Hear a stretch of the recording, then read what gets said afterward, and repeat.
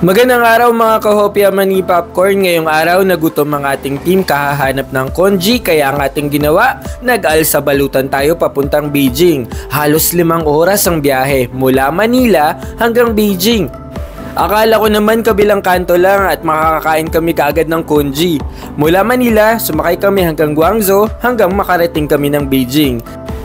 Pagdating, napagtanto ng aming team kung gaano kaprogresibo ang Beijing.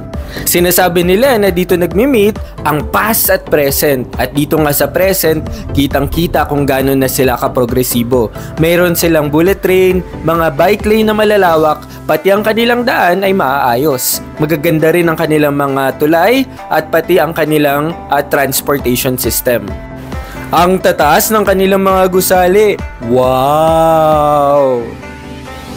Sabi nga ng aking team, maraming mga Chinese dito sa Beijing. Akalain niyo yun?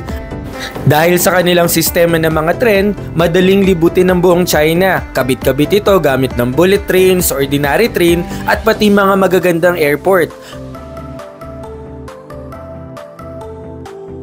Sa aking sorpresa, kitang-kita na disiplinado ang mga tao dito. Lahat naghihintay ng tamang pagtawid.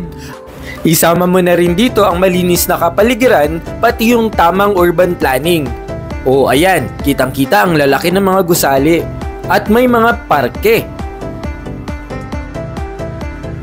At syempre hindi magpapadaig ang aking team. Sinubukan namin ang kanilang pagkain dahil dito sa Beijing, tiyak na masasarap.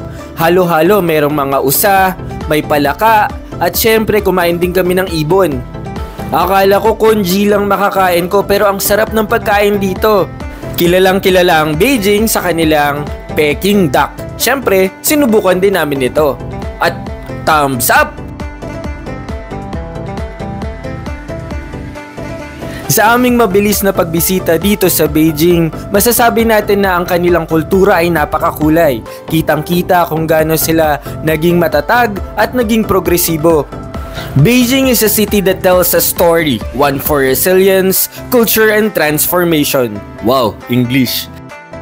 Maraming salamat sa pagsama dito sa biyahe namin sa Beijing. Sa susunod na, mga kahopya mani popcorn!